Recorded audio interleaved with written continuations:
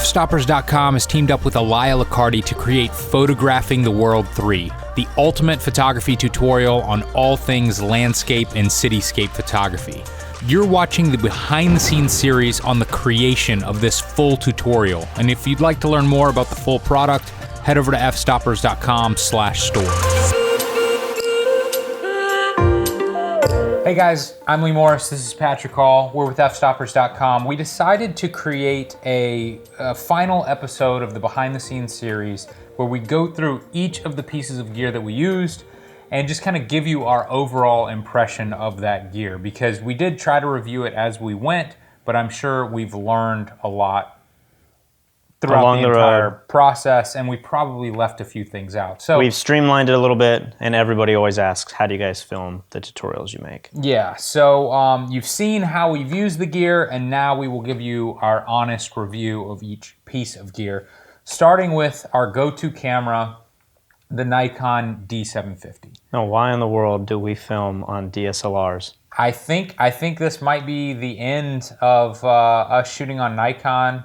I've pre-ordered 3 GH5s, and I'm thinking about ordering 2 more today. Well, the reason that we film on these in the first place is because we already own them. We have all the lenses, we have all the batteries. They shoot 1080, some of them now shoot 4K.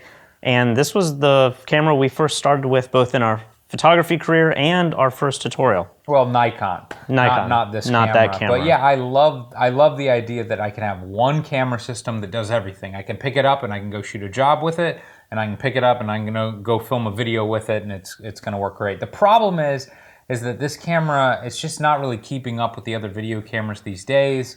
It has problems with recording audio, and we're actually recording right now on 3 D750s. So we can make it work. Every video you've seen, for the most part, has been shot on a Nikon. Yep. But they're big, they're bulky, the 2.8 lenses are huge, and what we found in this tutorial is that we now don't need 2.8 lenses necessarily. Basically, I would love for Nikon to come out with another DSLR that has some better video features. For instance, no limit on recording video. With these, we have to start and stop every 20 minutes, which we've become accustomed to, but it's going to drive us crazy. Even with this video, we're gonna have to start and stop every 20 minutes, and I'm sure. And so with the GH5 and some other cameras that are out there, we just think we're kind of going in that direction. The other problem with the audio, it comes in really low if you want it to be clean, and then you have to do all this work in Premiere to bring it back up to a normal level. Basically, the pre-mics aren't great in these cameras. Yeah, and so basically, when the D500 came out, we thought, well, D500 is going to be perfect. We'll just move to the D500 because we've heard it shoots 4K. It's going to be great. And that leads us to the next review, which is the D500. All right, so here's the D750 that we've been accustomed to using. We called B&H and we got 3 D500s sent over to the studio just as a loaner for this project. Now the D500 is like the Pro DX camera. Yep. It's kind of like the D300 or 300 replacement. Yeah. The problem with this camera, it shoots 4K, which was really exciting, but it has so many crop factors now that you really need an ultra wide angle lens that needs to be DX. And then on top of that, you lose some of that wide angle the second you start filming in 4K. It crops in when you shoot in 4K, but not when you shoot in 1080, which was a huge problem for us because it would just mess up the whole shot. You know, we might think that we want to shoot at 70 millimeters, and then I'd say, hey, grab this in 4K so we have some options in post, and then all of a sudden it crops in like another 40% or something, and it completely messes up the shot. Now, we got used to that, but the main problem that we had with the D500, and we figured it out before we ever left, was there seemed to be an issue with the audio. And we would put a mic in just like we have set up right now with these cameras, and when we would monitor the audio in the headphones, it was super distorted. Like you could not tell if it was clean at all. And then when we would get it back on the computer, it would be clean. So it seems like the preamp for the headphones is not usable. Right, but here's the strange thing about it. So we basically planned on filming this project with 3 D500s. We did the audio test with the camera. We called Nikon. We called all these people who had used it. We couldn't figure out what the problem was. We decided not to record any audio with the D500 and go back to shooting with our D750s. But as you remember, when we were in Italy, Matera, the D500 was stolen, right? And so we come home and we have to get ready for the next part of the trip where we're going to New York and out west with Elia.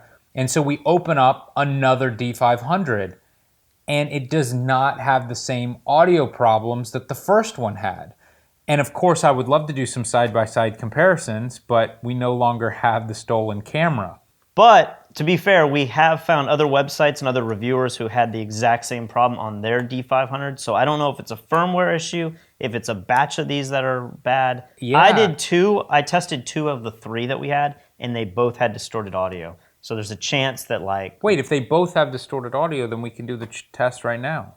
we should be able to. I don't know why we had clean audio on this last 2-week section of the trip. Did you do a firmware update on this camera? I don't know. I tried to update. I always try to update the firmware on everything we have before we leave.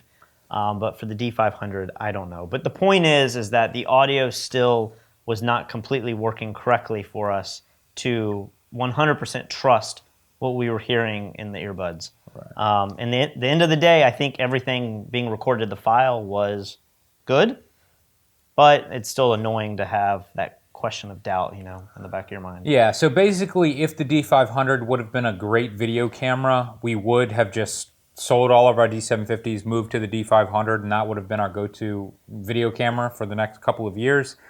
But the fact that it's got the crop, the fact that it may or may not have audio issues, and the other weird thing is this takes a very specific version of Nikon's battery. Yes. So when we traveled with all these Nikon cameras, if we didn't have the EN-EL17 version 2, whatever this battery is. See, this is the EN-EL15 battery. It's this exact same size battery as this. But this one says lithium ion 20, and it has to be the 2.0 version. Yeah, so I've never heard of a product that works like this. The battery is the same shape, same voltage, everything. This is a third-party battery. We use them all the time with our D750 just because we need so many batteries. We buy all the cheap ones on Amazon. And these batteries will not work in the D500, even though it works in every other Nikon camera. The official battery that comes with the D750, the same battery, will not work in this camera. So what I had to do when I grabbed the D500 was many times I'd have to make sure that I had the newest version of Nikon's battery, which is ridiculous. Yeah. Because there were times when our batteries would die, and guess what? This camera cannot be used because the 8 other batteries we have are either third-party or Nikon, but version 1. So those 3 issues, I think, are reason enough not to invest in the D500. However, for video. For video, I will say, the few people I know that have this camera say it's one of the greatest autofocusing cameras of all time. Yeah, I think this camera is, I would have loved to shot a wedding with this. Yeah, for like sports and stuff, it may be a fantastic camera, but I guess we shot a couple of pictures on it, but we didn't really take advantage of that. So let's move on to the next camera. This is the Panasonic LX100, and this kind of became the star of the entire tutorial because it's so small, we could take it around with us wherever we go. We started realizing that the video footage out of this looked significantly better than the video footage out of our D750, especially if we had even a somewhat standard amount of light. Even in somewhat low light, this looked better. Obviously, if it was really dark, the D750 was slightly better. And when you say better, you mean at 1080? Even at 1080s, yeah. So this camera can shoot in 4K, but even at 1080, if you compare the 1080 out of the D750, it specifically looks blurry out of the. But this D500 was better, so I think the hierarchy was D750, D500, and then the Panasonic. The D750 is the worst, and that's been our go-to camera for quite some time. But the reason why we like this camera so much is because we can shoot time lapses in the camera and it builds the 4K time lapses inside the camera, and we don't have to deal with a billion JPEGs or RAW files when we get back to the computer. It also saves so much space on our server as well as we're traveling.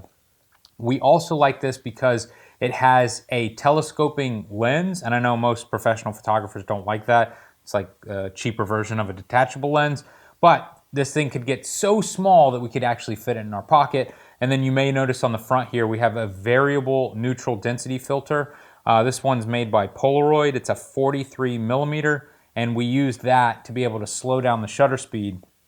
And because you want some motion blur in your time lapses. So if you're shooting late at night, it's easy to get the slow shutter, but in the middle of the day, you need a neutral density filter in front. Right. So this camera went with us everywhere, and what's so cool is if you take this camera and set up a time lapse, somebody at the mall or somebody at the mosque or somebody wherever you're at, the restaurant is going to say, hey, we don't allow photography here. And it makes a lot of noise. Yeah, and it's going to be clicking every time it takes a picture. But with this, you can literally put this on the floor, you can put this on the rail, you can attach it to all kinds of things. I would go to like a restaurant that I wasn't particularly hungry or whatever, just to get a table and a view, and I might order a drink, and then I would set it on a little tabletop tripod and just let it go and get people walking by. Oh, that's what you're doing, huh? I was working. I was working. This camera has been incredible for what we do. We do not own these cameras. We got 2 of these from B&H. Yeah. And the question to you is, now that we have GH5s coming that are Panasonic, they can do all of the same things these can do. Well, we need that. But it's going to be in a much larger package. Would you still want this? Should we buy these, or should we just use the GH5s instead? I think I'm going to have to take it out and test it. But, I will say this thing does have a few faults that I found, and I'm sure you found really annoying. Yeah. One is that it can easily turn on, and with any telescoping lens like this, we had one of these jam up, and then for the whole trip, every like 10th time you turned it on, it would tell you that the lens is jammed and the focus wouldn't work, and it's just not built to the standard that a professional camera is built. Yep. But that being said, we also had these in the rain, and they seem to last pretty well. Yep. The other problem that I have with this camera is that while it builds the time lapse in the camera, which is nice, so does the D500. The D500, if you turn this camera off, it will just make the file regardless. Whereas it seems to be like making the file as it goes. Yes. Whereas this one, it asks you, do you want to make the file? But if there's any interruption with the battery or you accidentally turn the camera off, that time lapse is gone, and you're going to have to rebuild that in Premiere using all of the JPEGs that it took while it was shooting. But from like a pro standpoint, this is better because it can both save the image files in JPEG or in RAW and make the 4K file too. I just wish that it could do it somehow at the same time. Yeah. Because what would happen is we would do this long time lapse, and I would set it to build, and it might take 10 or 20 minutes to build the time lapse. And then you're without a camera. And then I'm missing whatever else I wanted to shoot. So that was a little bit frustrating. And unlike this one would build it in camera instantly, but maybe you want those files for something. Mm-hmm. I would have had all of the images Elias essentially taking in the camera. I could have built a really cool high-res image that you can do on this, but you're not doing on the Nikon. So maybe they can't do both at the same time, and that's why this one doesn't take stills, but this one doesn't build the time-lapse instantly. And going back to the D500, one strange feature, you would think that when you set this camera to do time-lapses and it's clicking through all the pictures, it would always make a 4K video.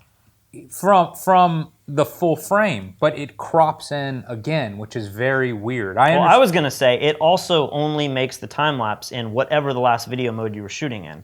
So there were times when I was shooting in 1080, and then I would do a time-lapse, and guess what? The time-lapse was 1080, when just make it 4K. Or have a setting that says, hey, what do you want to do time-lapse So you're telling me if you go into the menu right now and you go to time-lapse, it does not say that it's going to build a 1080 file?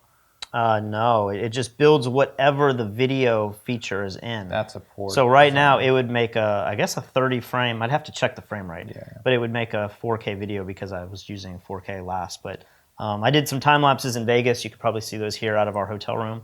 And I set up the shot, and it was nice and wide. And I was like, man, this looks great, because I didn't have the 4K crop. And then I did the time lapse, and then next thing I knew, it was a 1080 time lapse instead of 4K. So it probably worked out well because I wanted the wide angle, but you do have to keep your eye on the file size. All right, let's go to the next camera. So here I have the GoPro 5, and you have the older GoPro 4 Silver. We actually own this one, and the GoPro 5 was a loaner from B&H for us to compare the two. And as you probably saw in the behind the scenes in the segment where I'm getting really frustrated in the car, I thought I would like the 5 because it's waterproof. It doesn't need the case. It's got all the bells and whistles. You can say GoPro start recording. It does all those cool things, but man, it would never connect to my phone. It gave me such a headache, and I thought I'm doing something wrong. I did too. But then I went back to my old favorite, and it worked flawlessly. So yeah. On that trip, I set up the app with both of these over and over and over again. And I have to say the GoPro 4 is my GoPro of choice. Well, the other interesting thing about this, I will say, I have not done big tests with this. I haven't looked at the specs, but this does not seem near as waterproof as this. And in case you guys don't understand what Patrick was saying, in the past, all of the GoPros needed to have the waterproof case on top of it. The plastic case is what makes it waterproof. You have all these jacks and your memory cards right there. But with this, it doesn't need the case to be waterproof anymore. And instead, it's just these little like gaskets that you just kind of push and slide into place. And I've had other weatherproof cameras that were made like this, and they all leaked and they all broke. Yeah. So the idea that this is somehow going to be more waterproof than that, I cannot believe it. However, if it is just as waterproof, it's much better because you can use the touch screen, not underwater, but without taking it out of the case, which is nice. The audio is also far better on the GoPro 5 because it's not in some case. It sounds very muffled out of the GoPro 4 when it's in that case. So basically, it kind of depends on what you're going to be doing. I think if you're going to be using it remotely with your phone, we could not figure out why this thing was always disconnecting, but it was driving us crazy. Maybe go with the GoPro 4, you'll certainly save a lot of money. But if you're going to be doing a lot of selfie stuff or talking to the camera or recording audio and you still want it to be waterproof or weather resistant, the GoPro 5 is definitely going to be the better choice for that. Yes, but I would say the Hero 4, it's probably on sale now, and because it syncs to your phone so much easier, when I was climbing the mountains and everything, I wanted to be able to see what the shot was. So for me, I'm going to stick with the one that we already own. All right. All right, now let's talk about these Fuji cameras. We did not have these cameras at the beginning of the trip, and then for the second half of the trip, Elia got hired by Fuji to film some stuff for the GFX, their new medium format camera. Fuji then hired us to go along with him and kind of create a promo video about the camera as well. And they asked us to use their cameras as much as we could to film that footage because they want to be able to say in the promo that, it was shot on a Fuji or whatever. So I was very uncomfortable shooting with this camera just because I had never done it before. But I have to say, after just a few hours, I did get pretty comfortable with it. And there were some things about this camera and maybe just mirrorless in general that I actually really did like. First of all, the focusing. I love the fact, the focusing on this is all digital, so it's not connected to the lens when I'm turning this. It's not actually turning any part of the lens. I guess there's a motor inside that is. And it gives you a reading on the back of the screen which tells you what's in focus from what distance to what distance. Focus peaking. But it's not just focus peaking. It'll give you a line, and as if I go from f2.8 up to f22, it will widen the line and tell me from 10 feet to infinity you're in focus, which was really helpful, especially if you're in a dark situation. And I could just guess how close I was to Elia and then get in focus that way. So that was really cool. One issue that I had with this camera that was literally fixed right when we started wrapping up this project was we couldn't change the ISO during filming. And I thought, this is the dumbest thing. It could be fixed with firmware. And then, of course, the day before we're done. Yeah, so in many situations, a lot of tutorials we've shot, it's not really a big deal. But with Elia, he's always shooting at sunrise and sunset, and the light is changing really quickly. And we always have literally 30 minutes to try to get footage during the daylight and then the blue hour, and then we're in night. So changing the ISO is one of the most important things while filming the lessons. And because of that, it was very hard to film any lessons with these cameras. We did also take some pictures with these cameras, not much, but some of the places that we went with Elia, we used these cameras more than we used our Nikon cameras that we're comfortable with. Yeah, so I think for a still camera, this is great, and now with the firmware update and some of the stuff that they've just changed, it's even a significantly better video camera as well. Now, let's talk about the dials and the control of this camera, because it seemed to make you a little angry at times. The best way to relate to this camera is to think of the DF camera that Nikon made, because they make these knobs that look cool and they tell you all the ISO and everything, but then they put the original or the modern digital rotator knobs. Yeah. But depending on the lens that you have, it may not change the aperture, and then it only changes the shutter, you know, a few stops down and up. You have to actually put it on this T mode to give it the full functionality of every single shutter. I find that incredibly annoying, because I don't want to look at the top and change the dial and, you know, go by a stop or a third of a stop. I want to just rotate the knob and quickly change the shutter and aperture on the fly. That's what I'm used to. So to me, this feels more like an old film camera. It feels more like the Nikon DF camera, and if you saw that review, we definitely didn't really like the dials. I'm going to disagree, and I don't really remember what I liked or disliked about the Nikon DF, but I started picking up this camera very quickly with the mechanical dials. I never even used these digital rotator knobs, and that's why I'm a little confused right now. I'm trying to figure out what they do. Like, as I rotate this front one, nothing's happening. I just completely threw that out the window. I mean, why are you going to have a knob that doesn't do anything? I'm sure it does do something. It's just I don't know. We had Naomi and Aliyah go through the menus and try to figure it out, and they, who are ambassadors, couldn't figure it out. So okay. Yeah, I don't know what that's for. Maybe you can go in the menu and like change it manually or whatever. But the idea that I can just look down and set...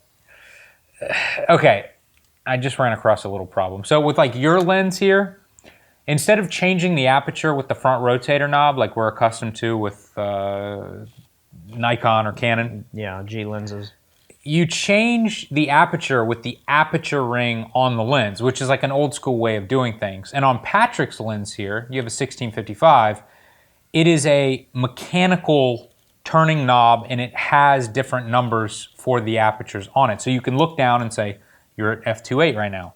But what am I at right now? Yeah, yours doesn't. This is like a digital lens or something. This is the 1024. And so as I'm turning this, I have to look on the back of the camera for it to tell me what aperture it's set to.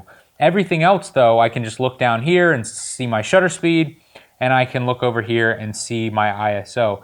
And to me, I don't mind that, because, you know, sometimes it's nice to be able to see what your camera's set to when it's not on.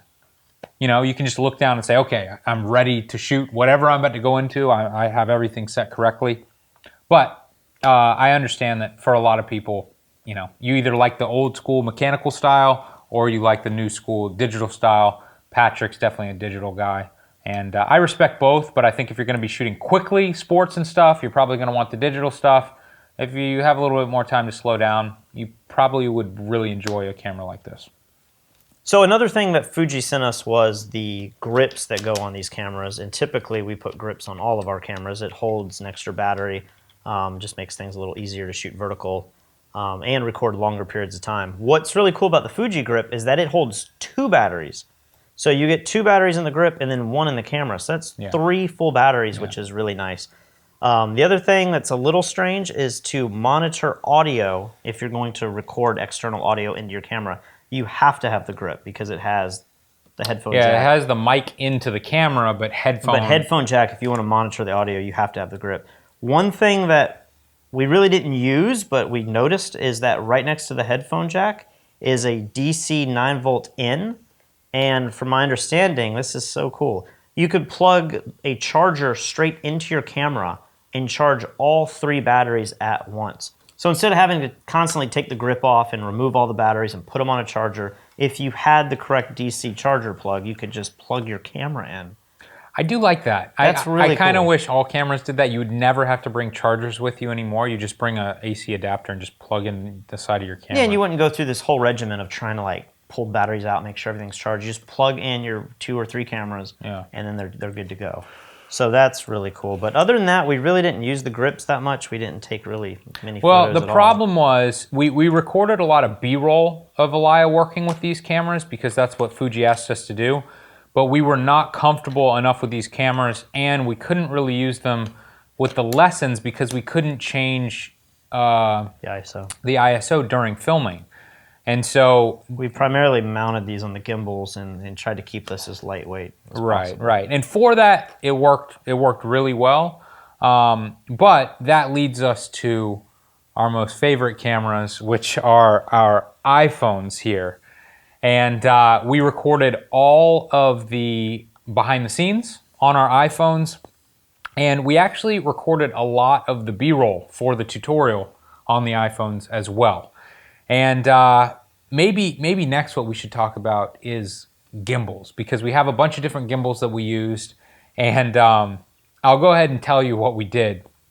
We had been shooting 4K gimbal footage with this of Elia walking around. We might shoot in 4K at 30, or we might shoot in 1080 at 60 so we could slow it down. And we would shoot the exact same thing with our iPhones.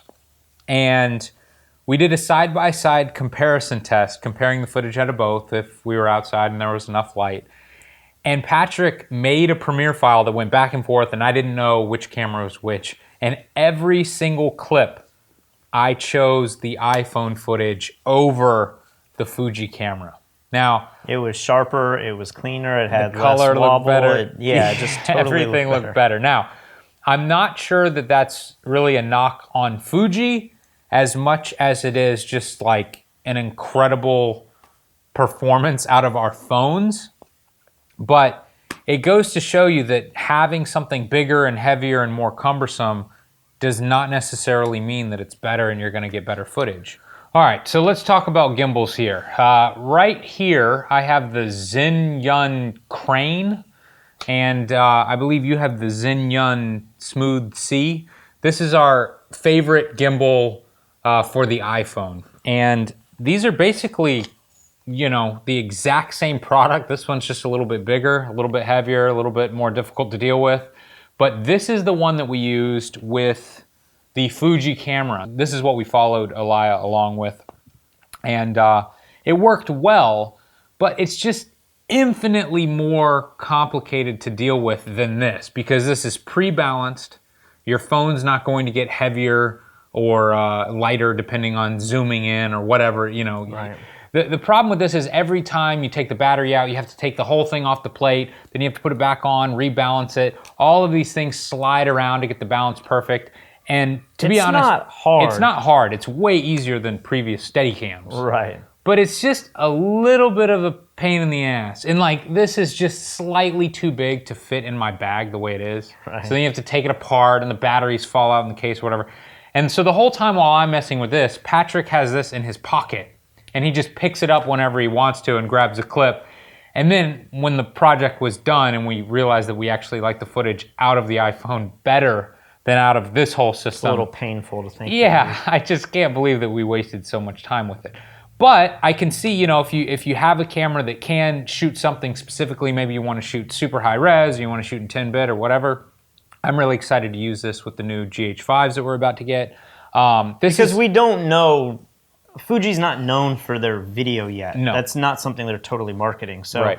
to put that camera on here, we don't know what the expectations were, but to have the GH5 on there that has an incredible stabilization already that we've tested with a hands-on review, it's going to be amazing to have that on the gimbal, because I feel like the footage will definitely outperform. Yeah, especially in low light. So that definitely excites me. And we have used other systems. We've used Steadicam, GlideCam, the Ronin, and all of them are so much more difficult to deal with than this. This is like a pleasure to use until you use something like this with the phone.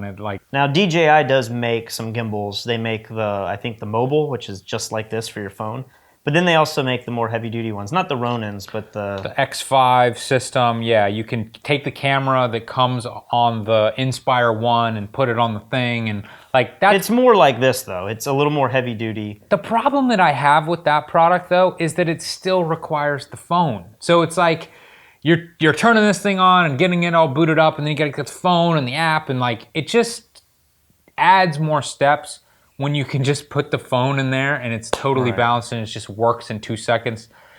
But the one step that we did have with this is that we have to take our battery case off of it because this is not strong enough to hold our phone with the battery case. So you were just given another. Yeah, so this is the Smooth C. This thing's like $200, I think. Slightly less than that. Yeah, maybe a little less.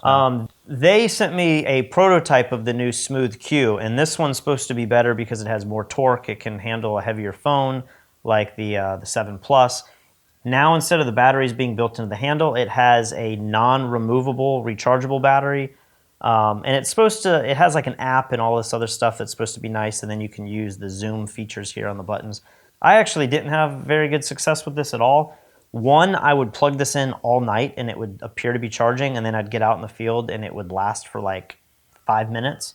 And they advertise it's supposed to last for 12 hours. The plastic just doesn't feel as sturdy as this. The metal's really nice. Yeah, these are really well built. I feel like I could kill somebody with one of these, and then this feels like the cheapest plastic ever.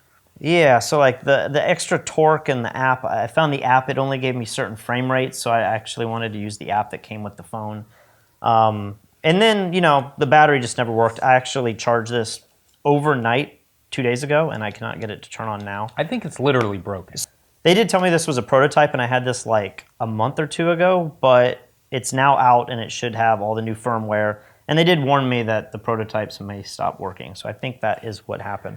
But I think this one's like $130, so to spend $70 more and get the original Smooth C, I feel like this is definitely our preferred gimbal. I do wish, it's kind of funny that I'm going to say this, I do wish that the Smooth C would charge the way that this is supposed to charge, by just plugging in a USB cord and then it would charge the batteries in there. But you do have to take the batteries out. But it's kind of nice because you can still use this if your batteries die. Once this thing is dead, you just have to throw it to the side and charge it. And the battery life on these is just insane. I don't think we've ever run out of battery. I'm not sure how you're even supposed to tell if it's running out of battery, but like, yeah, I mean, some of the lights and stuff could be tweaked a little bit better so you kind of know what mode it's in and whatnot. But just for a normal gimbal, this works really well. Cool. So maybe now we should talk about everyone's favorite. Lenses, yes. And as I'm sure you've seen, this behind the scenes series was sponsored by Tamron, and they sent us some lenses that we didn't own. And then some of the lenses that we used to film this, we did already own. So let's just go through them all real quick, and we'll talk about the lenses that we liked, disliked, what we liked about them, what we owned, what we're gonna buy, everything like that. So this is the 70 to 200 2.8 original Tamron lens, or at least the one that this was the standard lens until they came out with this like a week ago or a month ago. This is right. So at the beginning of the tutorial, Tamron sent us 1 or 2 of these, and we did not own this lens. We actually own 3 Nikon 70 to 200 2.8 VR2s, I think. Who knows at this point? I can't keep up with them. But that is my all-time favorite lens ever. It's absolutely amazing. The pictures that come out of that thing are great. The autofocus is great. Just the way it feels is amazing. And so when I got this lens, to be perfectly honest, I wasn't super excited with it just because I love the Nikon version so much. And I have to say, when I got it, I was very pleasantly surprised with it. The build quality was very nice. The zoom feels really good on it. The focusing feels nice. It has one of the focuses that you can do autofocus or manual focus on, which is definitely helpful for video because we're constantly doing both at the same time. For video, this lens is obviously going to be overkill. There's no way that you're going to be able to see any sort of difference in sharpness or quality compared to the Nikon version. So if you don't need the absolute highest quality images, something like this is going to be just as good as the Nikon version, which may be like double the price or something crazy like that. I think the new Nikon's like $3,000. Oh my gosh, that's crazy. We don't have the newest Nikon. And I don't know the price on this. I think these are around $1,400, somewhere around there. Well, I think it was. This is significantly cheaper than that now because this lens, I would assume, has been discontinued, or it will be very soon. And now they have the new G2 version, which this lens is pretty cool. What I like about this lens is that the design is much more sleek, much more modern. The older version, actually, my very first lens I ever bought was a 17 to 50 Tamron, and it had the gold label around it. Here it is. Here's your first lens ever. That's the lens right there. And so it was this was very familiar. Yeah. But with the new one, I mean, everything just is more polished. It looks more professional. The collar, I like this collar a lot better. Yeah. This collar just has a huge knob that I wasn't really a big fan of. Everything, like this lens looks so much cooler. This looks like an old school Tamron, 90s, like cheaper 90s lens. This looks like a new Super Pro high-end lens. One other interesting thing about the collar, it has one of the Arca Swiss plates built onto the collar. So we don't use that plate. We use Manfrotto plates. But if you happen to use it to the really right stuff tripod. Yeah, you could mount the lens directly to a tripod without even having a plate. I think that's a great idea. All cameras and lenses should have that. Now, one thing that you're going to have to get used to with the Tamron lenses, if you have an older Nikon lens, I'm not sure which way Canon does it, but on Nikon, the zoom ring is closer to the body and the focus ring is further away from the body. Yes. I think that makes sense because I like to have my hand really close to the body and then I use my fingers to zoom. With this though, it's further out. And I know with the new Nikon, they've done this too. They've switched it too. Yeah, everybody's doing it. So maybe... I found myself getting the perfect shot lined up and then I was like, oh, let me zoom out just a little bit. Yeah. And then next thing I know, I'm like messing with the focus. Right. So I can't really complain to any manufacturer about that. It's just me not being used to that setup. But all of these are focus closer and zoom further out. And that is not the way that the Nikon lenses are set up. Yeah. Now, if you're thinking about these two lenses and which one you might want to buy, there is a significant upgrade in sharpness, in image stabilization, and in the actual build quality of this lens over this one. I don't want to look up the prices right now just because this has just happened. This lens has just come out, so I would imagine this lens is going to be going down in value a lot. So you just, you could probably get your hands on one and test it out and see if you really need to spend the extra money to get the newest, hottest thing. But if you're looking for something that's super high quality and something that can really compare with the Nikon lens or the Canon equivalent, but it's going to be significantly cheaper, both of these lenses really blew me away and they were much nicer than I thought they would be. And as we found with the 2470, which we'll talk about in a minute, Tamron makes some of the best vibration compensation on the market. Like the VC or image stabilization really works well. I think I prefer it on the 24-70 than the other lenses that have had that built in. Yes. So yeah. If you want to hand hold this lens at 200 millimeters and use a slow shutter, the VC is going to really be good for that. Since you mentioned it, we will talk about the Tamron 17-50. And this is a DX lens, so it can be used on a full frame camera. It'd be a little crazy to do it. But well, our cameras can crop in for video and not lose quality. So we do use these occasionally, and we used it for the D500. This lens is not that good. This lens, it has a 2.8 aperture, which is nice, but the focus is loud and slow on this thing. And to be fair, I don't know what version they're up to now. They may have a newer version in this, but this was the first lens that I ever bought. And it served me well. I mean, I did like 4 years of weddings with it, and the pictures turned out fine. But to be perfectly honest, though, I'm wondering. I think this actually might be a new one. This might be a new version, and even this one was loud and slow. It doesn't have the same focusing that you can manually focus and shutter. You have to take it out of autofocus. Yeah, it's like if I try to focus right now, it's like grinding gears and stuff. So this lens is going to be perfectly fine for your average shooter, but if you want that super quick autofocus, you want the higher quality optics and the super sharp images, we can't recommend this for like pros who want the best of the best. But what we can recommend is the Tamron 2470 2.8. This is basically the full frame equivalent of this lens. And this lens we actually like much better than the Nikon equivalent of the lens. The Nikon 2470 is somewhat sharp, but it didn't have the vibration reduction. And what's ironic is Nikon has replaced that lens with the newer one that has the, what do they call it? Vibration reduction. VR. And I think that lens is actually softer. So in many ways, we still might prefer the Tamron 24-70 over both of the Nikon versions. We have the older 24-70 by Nikon. Yep. And speaking about build quality, to be perfectly honest, I've never been totally blown away with the build quality of this lens. The zoom and everything was never super smooth like it is on the 70-200s that we were just playing with. But I've never been a big fan of the Nikon build quality on the 24-70 either. The rubber's always falling off. The rubber's coming off, and like the bearings inside the lens are always making noise, and the whole thing is like loose. We have 2 or 3 of them, and they're always falling apart. And I don't feel like we've abused those lenses at all.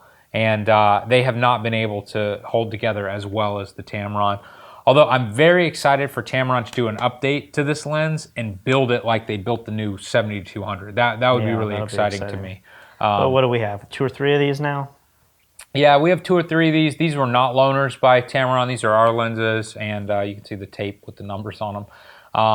This is our go-to favorite standard zoom lens. And for video, I mean, we really use this more than anything else. The 70-200 is a nice lens. You can get the blurry background and everything, but with all the crop factors and everything else that come with video modes, you're able to just put that on there, and except for the widest shots or some crazy 200 millimeter shot you need from the distance, this handled probably 70% of the stuff we were shooting. Yep. But speaking about super wide shots, here I have the Tamron 15-32.8, and as you can see by this insane front here, this is the competitor to Nikon's ultra wide. And again, the build quality of this lens is like, it just feels really nice. It feels much nicer to me than the 24-70. The image quality out of this thing was awesome. And we used this lens almost exclusively to do nighttime time lapses and stuff. This is kind of your astrophotography lens. Yeah, and because you know, our stupid D750 can't shoot time lapses in 4K, and because the Nikon D500 is a crop sensor and it crops in again for 4K, we had to actually shoot photographs with this on the Nikon D750 and then build the time lapses together in Premiere. I'm a huge fan of this lens. I feel like it's really well made. The pictures look awesome, sharp. You still get the 2.8 aperture. So I was really impressed with it. It also has vibration compensation as well. Yeah, so you can actually walk around and shoot a little bit of video. I don't know that we did that, but no, we have in the past. We didn't. Usually shooting this wide isn't necessary with video when you have a 24 millimeter lens as well. So like Patrick said, for most of our shooting, we were just shooting with the 24-70, but because we knew we were going to be doing all these time lapses and we needed ultra wide lenses, this was a great one to have in the bag. Yeah, the first time I used this lens, I went out just a mile outside of Charleston and shot a star shot with it. We actually did a video. You can probably see that here on the screen. But great lens, gets ultra wide, and then like you said, you can shoot at 2.8, keep your ISO fairly low and get amazing star trails and all that stuff, which is really handy because Elia taught a lot of that in this tutorial. Cool. Now we will talk about a lens that we didn't use very often. No, so this is one of Tamron's new primes. I believe they now have 2 or 3 of these lenses. This is the 35. I think they make a 45, and now they make an 85 portrait lens. The nice thing about this is it's got VC, so you can handhold it. This would be a great lens to put like on a camera with the gimbal. Yeah.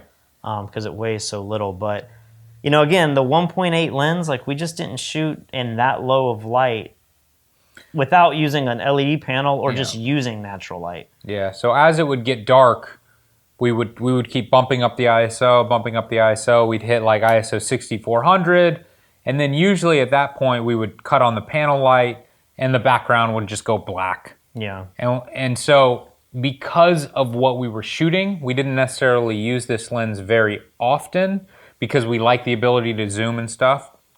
But if you're in a situation where you actually need to capture the ambient light and you can't drag the shutter because you're doing video, whatever, you may need something like this. You want some kind of cool aesthetic. You want to shoot in a bar and in the blurry background. Right. This is kind of more of a wide lens, so you're going to get that cool blurred background, which is really neat with a wider focal length.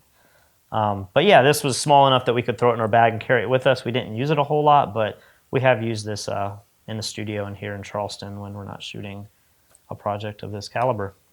All right, now let's talk about the lens that was stolen, that ended up being one of our favorite lenses. This was a Tamron lens, but it was not owned by us, and it was not given to us by Tamron.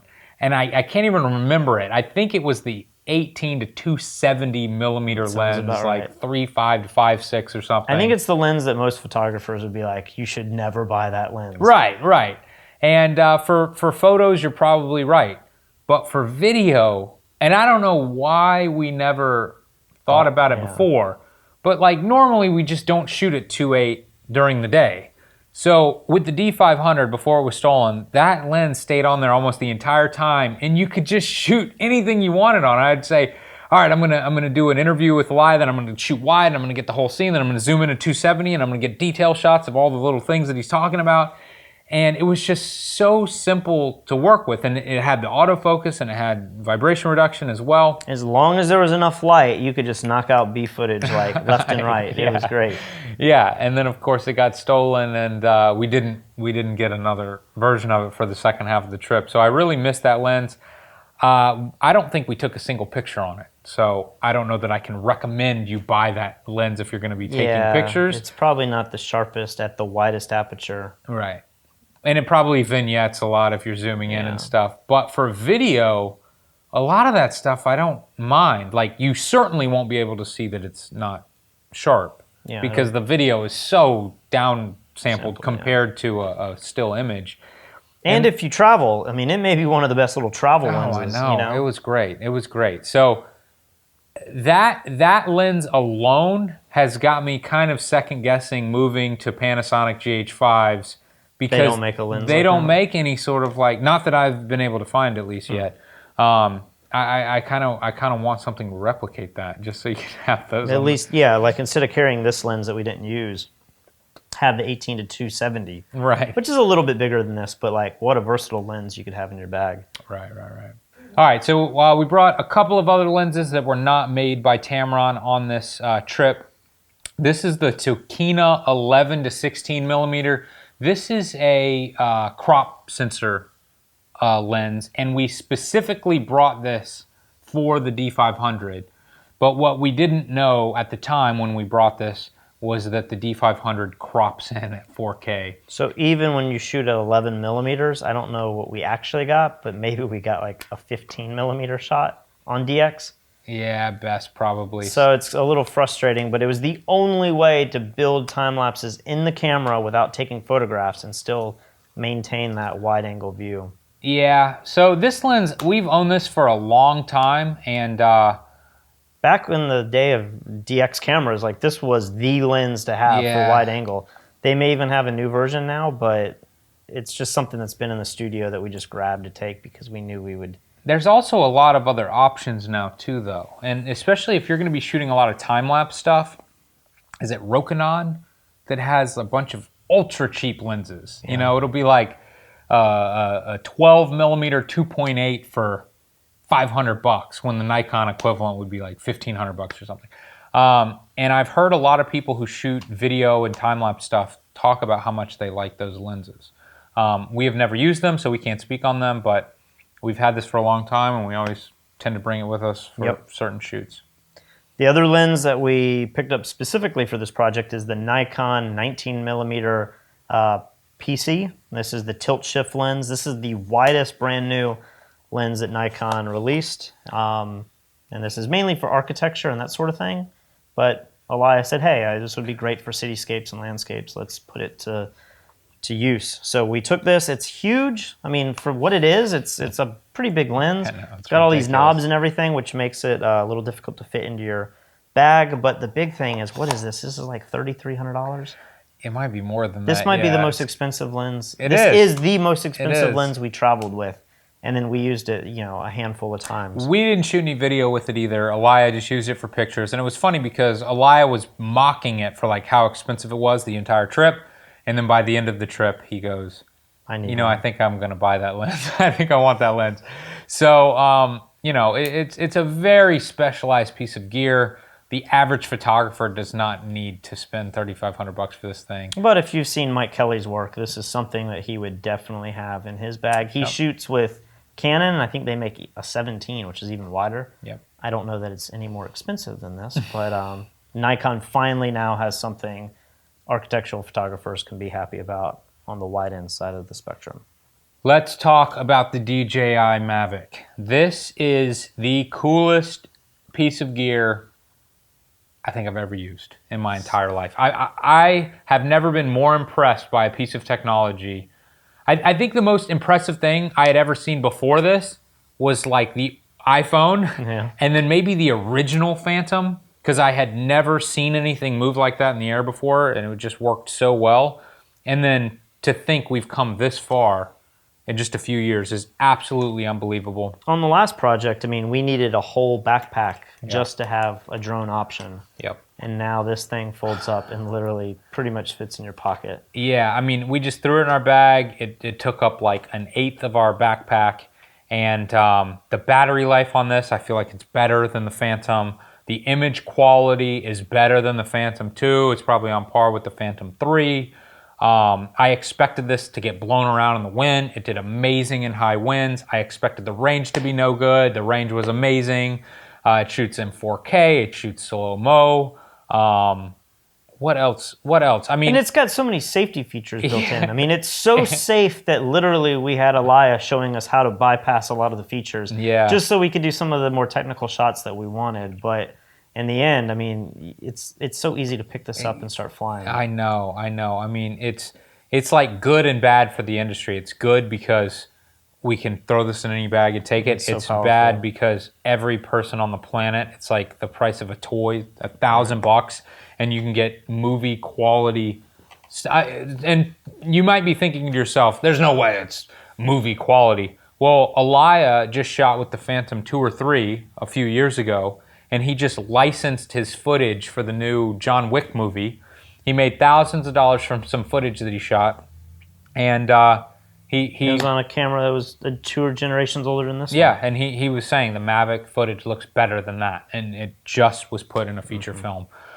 So it certainly is good enough to be put in a feature film, and we got this loaner from B&H, and while I was out of the country, I went ahead and bought our own. I was like, I do not ever want to not own one of these. I don't know how often I'll use it. I used to fly for fun. Now it's just kind of for work, but every project, I just want to have this available. Now, if you're on the fence about whether you should buy this or not, you don't know if you want to get into drone photography or drone videography, or you think the quality of this may not be good enough and you want to spend more money, I cannot give this a high enough review. I am just blown away by this product. And this is great to have if you're getting started in this industry. It's also great to have as a supplement to other drones you might want to buy later. Even if you wanted to get the Inspire because you want to do photography, for instance, and you want the highest quality possible without, spending 30 grand, you're still going to want one of these. You're still going to want something small that you can put up safely and quickly and easily, because I've messed with the Inspire. It's a pain in the butt to work with. It's also a whole nother level of danger. And you run that into something. I feel like you could cut somebody's head off with the Inspire. You drop that on somebody, it's like going to kill them. This is like a toy. I mean, if you drop it on somebody's head, it's going to hurt a little bit. You slam this into a mountain. Oh, I forgot about that. And it's I don't even know if we could identify the scratch caused by that. It broke a propeller. Oh, okay. Well, Patrick just pointed out that there is a small piece missing that may have... we don't know that was from the crash. It could have come from the crash. But yeah, I ran this into a rock wall at full speed, and it still works perfectly. So it's just unbelievable, unbelievable. Go out and buy one today. You will not be disappointed in any way. I absolutely love it. All right, let's talk about tripods now. And we'll start with the little ones. If you guys watch the behind the scenes series, this is a Polaroid tripod. It's very loose. The other one I had broke the final day. But this little guy has telescoping legs.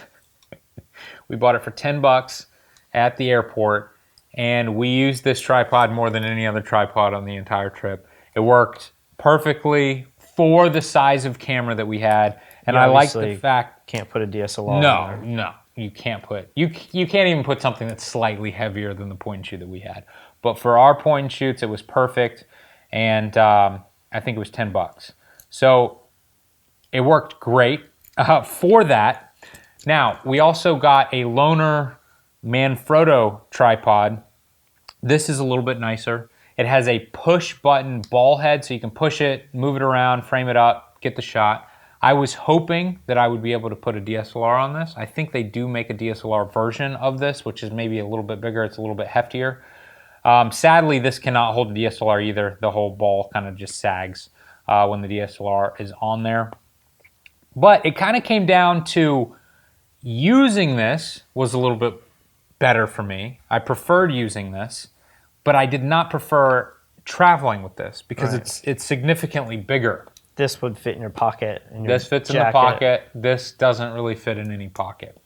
But the ball head, this thing was kind of a pain. Yep. It has one little notch that you have to perfectly line up if you want to tilt. And then over time, it seemed like the legs kind of would start to sag or move, and the screw became loose. So like, Yeah, it just I think seemed this like one's about to break too. they were just kind of falling apart. They're not made real well. Right. But for what we were using them for, they were perfect. Yeah. So basically, the Manfrotto one is great. How much is this thing? Do we? I can't remember. I think it might have been like 30 or 40 bucks. Sounds about right. But it's good. I feel like this is going to last a little bit longer, but you're going to have a little bit more difficult of a And time. it makes you look more like a professional. Every time we pulled this out, how many times did we get laughed at? But it kind of became a joke though. Like I enjoyed picking on. But then people also don't expect you to be doing professional work using this tripod. So Yeah, you true. could set up, like we were saying earlier, you could set up the little cameras and just let them run, and people would be like, "Oh, that's cute." And you could be like in the casino shooting, and they don't feel like you're really doing anything that they would disapprove of. All right, let's talk about tripods now, the big ones. We used a bunch of different tripods that we do not own. We got them on loan from B&H. And let's start with the most expensive here. This is the Getso, and I've heard magical things about Getso. All of these photographers say, you gotta get the Getso, man. Put a high price tag on it. It's the highest quality, it makes your picture so good. And although I can't say it was my least favorite tripod, it's $950. This is the GT2543L, and wasn't that big of a fan of it. And I like here's the thing you have to realize: every tripod is stable. I don't get this idea that like because I spent $2,000 on a tripod, it's more stable than my $100 tripod. They all have 3 legs and they have weight behind them. So, and in many cases, more weight makes it more exactly, stable. like an old-fashioned steel tripod. We have one right now that this camera's on. That's probably the most stable tripod in the whole studio. So don't tell me about stable.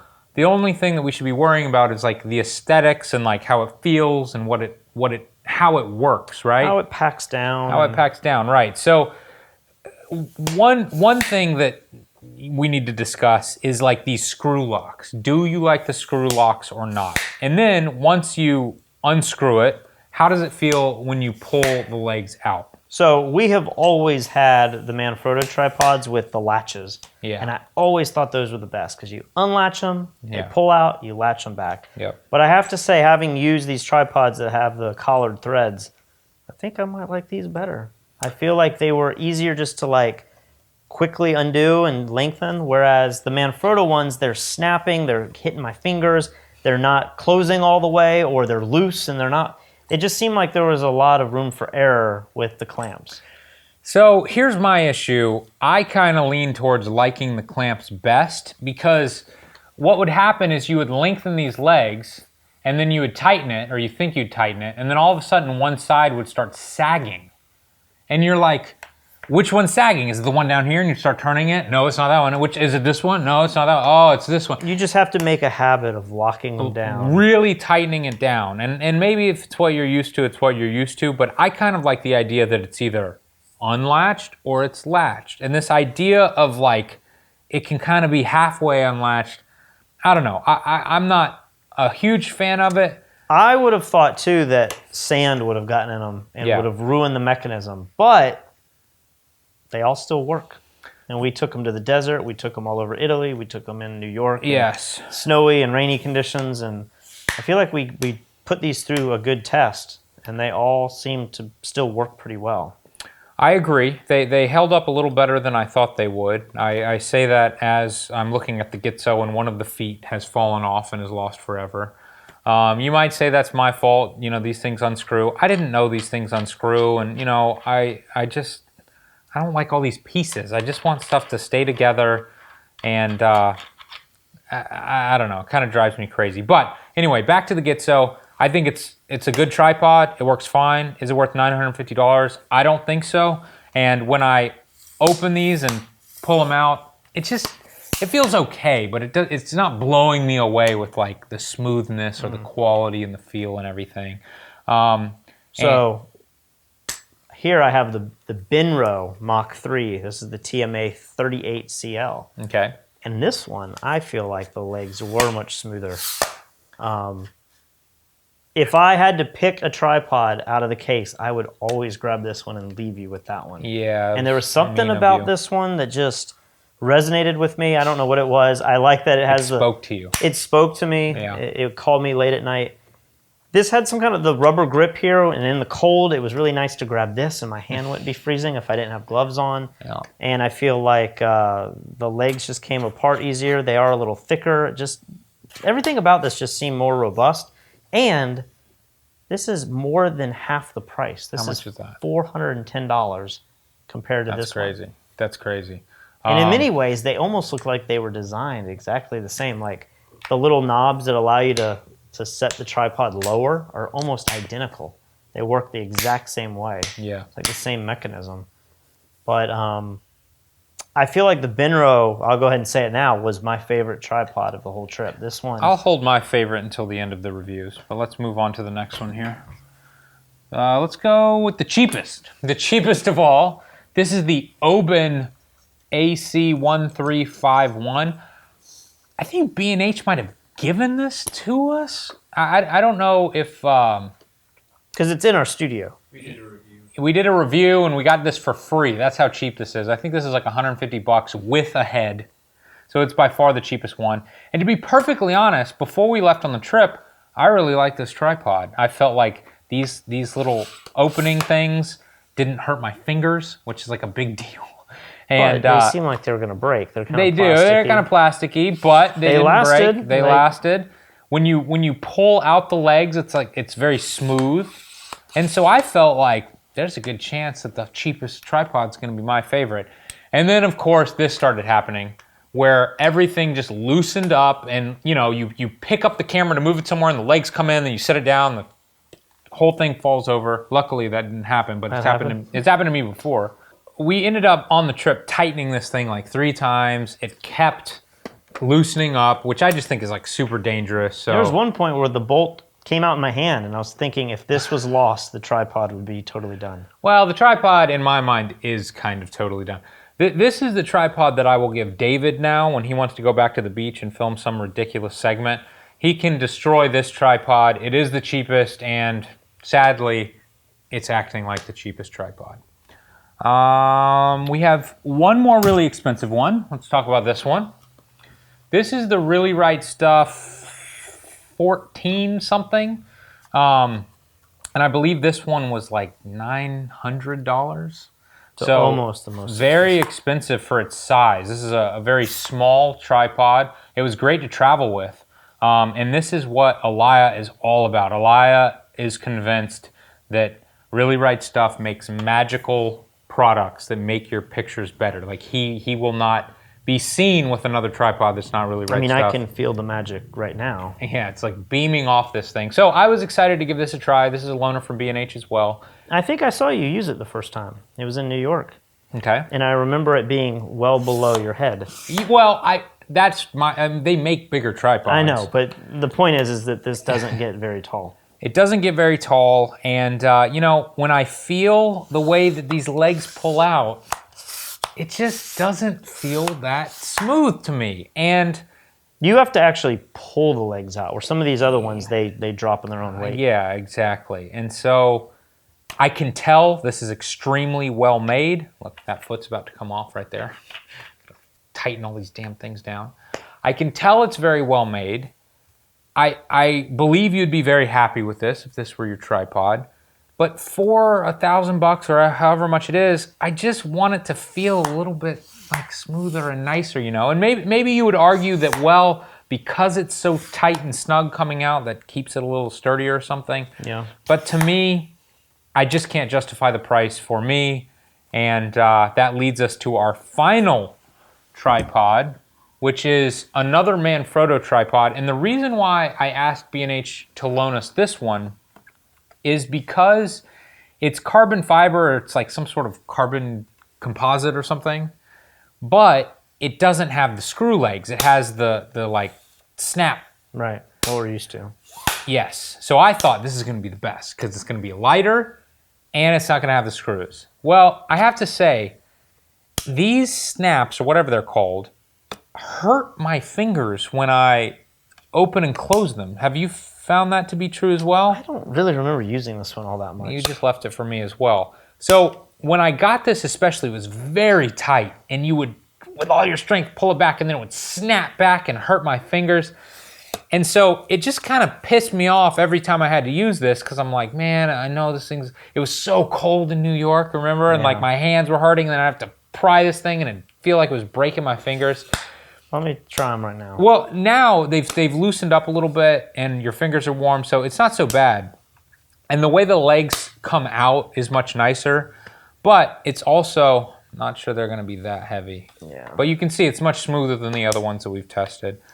And, the one thing I didn't like about this is once you take the ball head off, this still is a pretty long, this is the longest tripod we have. Well, because all of the other tripods that we have, even this little one here, have 3 different segments. This one only has 2 segments. So fitting it, I mean, it's not that much taller, but you know, if you had a smaller luggage, this would have to fit diagonally across your luggage. And even then, you know, if you had a small luggage, it may not fit. Yeah, and which one is this? This is the 290 Extra.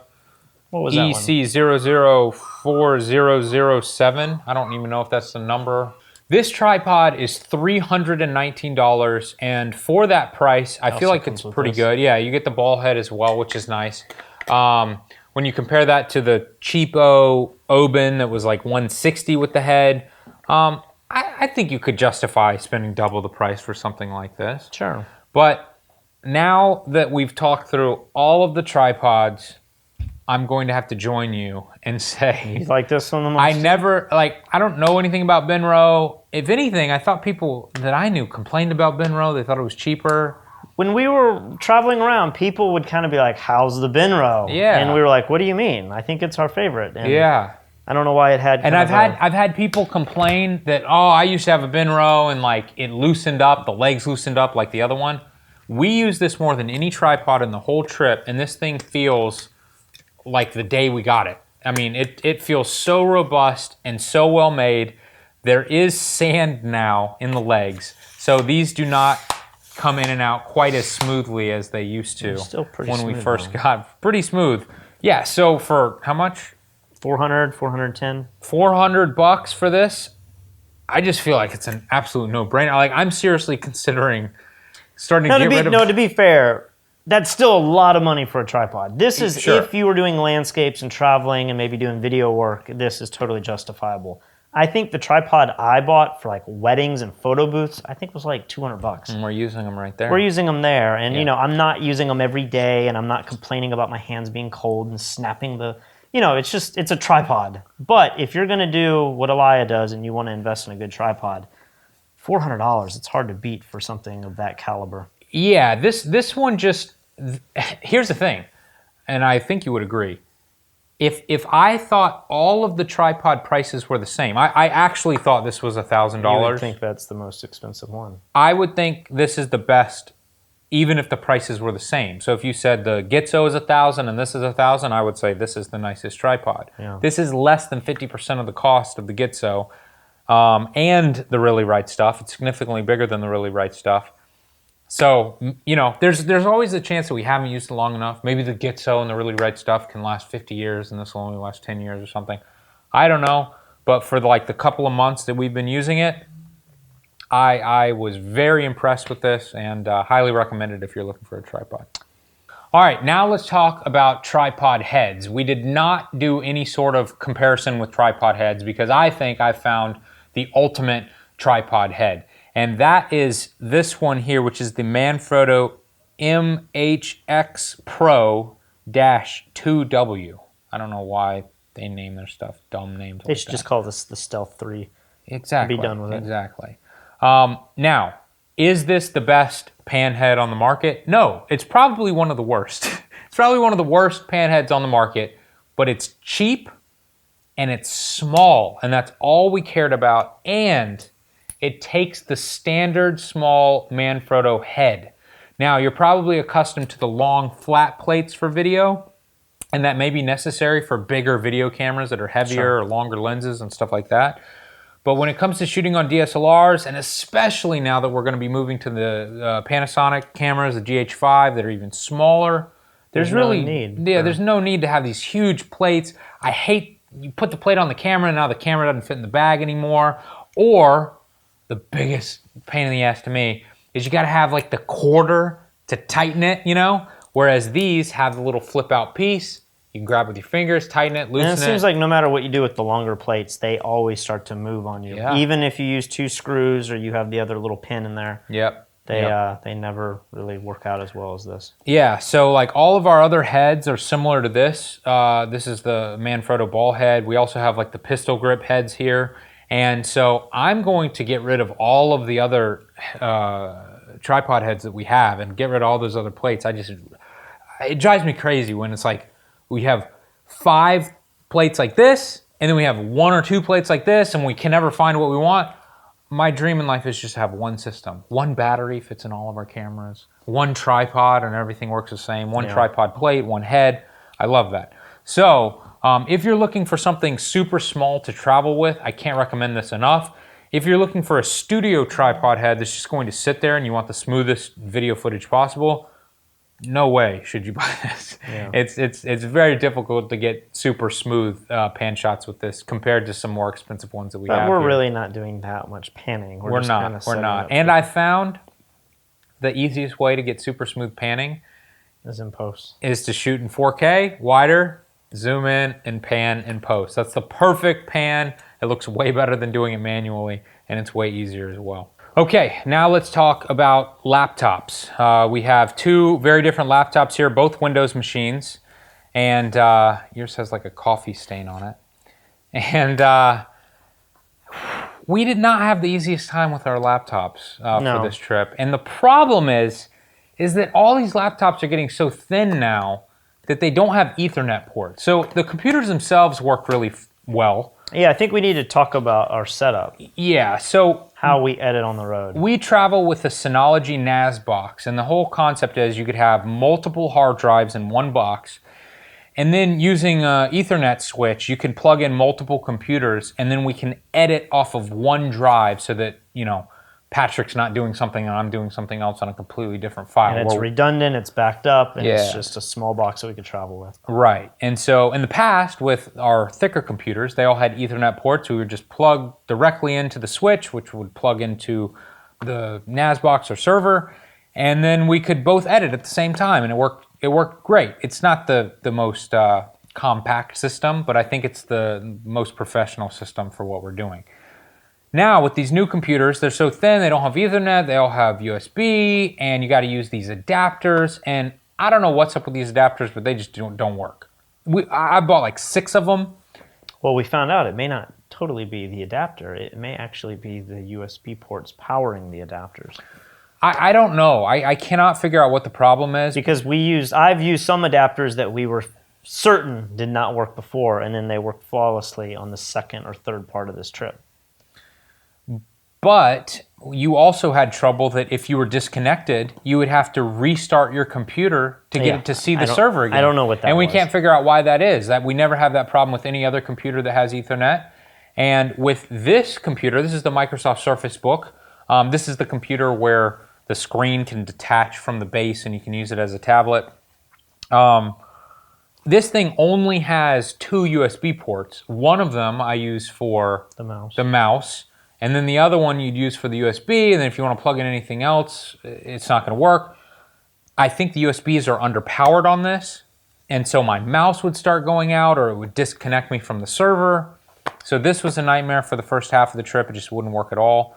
Maybe yours was working like 90% of the time? Yeah, I feel like mine did fairly well, but it's still not as reliable as if it just had an Ethernet port. Yeah, and it would do things where like you would disconnect and then that would cause me to somehow disconnect. It just seemed like something else was going on. We would never have these issues with our older computers that sucked. Like we have these horrible Alienware computers that never work right, but when connecting the server, we've never had an issue.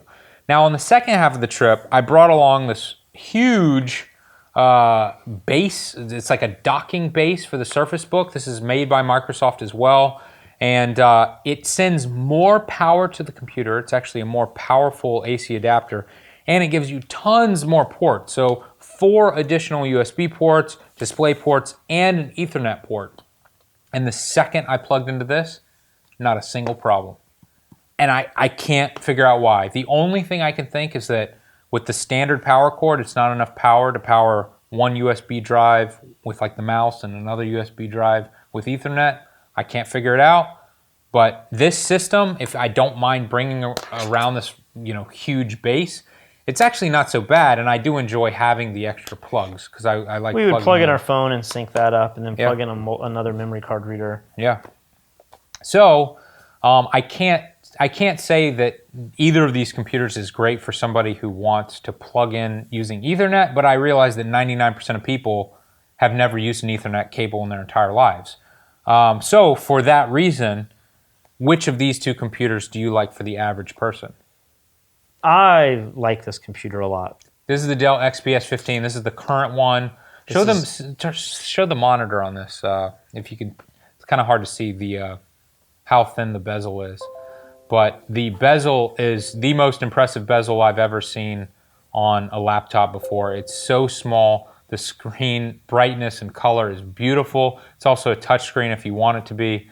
I don't think we've ever really used a touchscreen, but it's a beautiful laptop, and if it just worked with our server, I think it would be the best laptop I've ever used.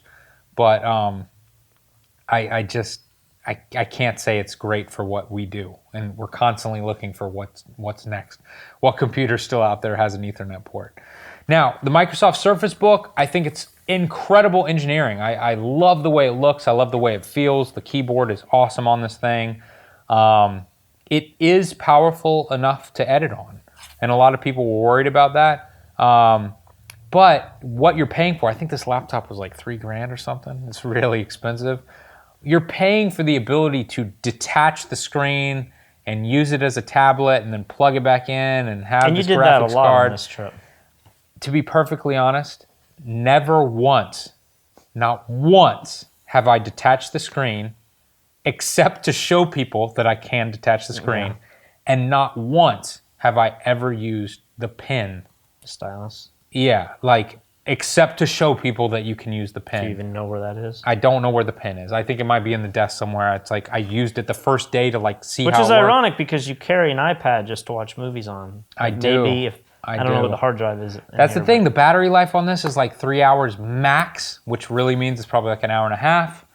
And so I really do like this as my main laptop.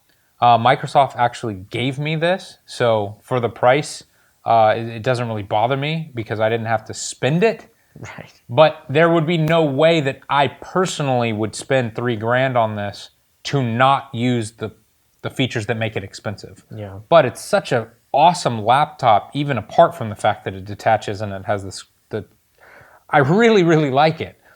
I just want it to work with Ethernet, and I wish that it had a couple more USBs as well. But that being said, overall, we got a lot of work done on these computers when they worked. I think when we were in Pietropertosa, the place that it rained, that's when we had the most problems. But we also had the most time to figure out what the problem was. Yeah. But I remember in Dubai and on this whole American part of the trip, it seemed like everything worked fairly well. So basically, if you're the type of person who wants a ultra powerful, super thin laptop, get the Dell. If you're the type of person who wants to be able to have the detachable screen and you want to be able to write on the screen, don't even hesitate. This Microsoft Surface Book is really unbelievable. But for most photographers, I think you're probably going to lean towards wanting the more powerful machine rather than the ability to detach the screen. But maybe you're going to want to show your clients the pictures that you took and you want them to be able to swipe. This is going to be awesome for that. Maybe you're the type of person that actually likes editing with the pen rather than with the mouse and keyboard or with a separate tablet. If that's the case, do not hesitate. This machine is absolutely amazing for what it is. You just kind of have to decide what you need. But I think that's basically all of the gear that we used, aside from a few little knickknacks here and there, but this is the main bulk of it. Hopefully we have helped you kind of figure out what we like and dislike about a lot of this stuff. And it's always a work in progress, you know? Like this has changed over the years. Yeah. It's actually gotten a lot lighter. I think we traveled with 3 bags this time and maybe a light stand tripod bag. But hopefully with these new cameras, we can even get it smaller. I know, I'm couple very drones, excited. couple GH5s, and a couple little tabletop Polaroid tripods. Exactly, exactly. Well, thanks for watching, guys. If you want to learn more about photographing the world, you can go to fstoppers.com/store, and you can also see a list of the gear that Elia uses as well. You can go to the link below here to check that out if you're interested in seeing the photography side of things rather than our video side of things. Thanks for watching.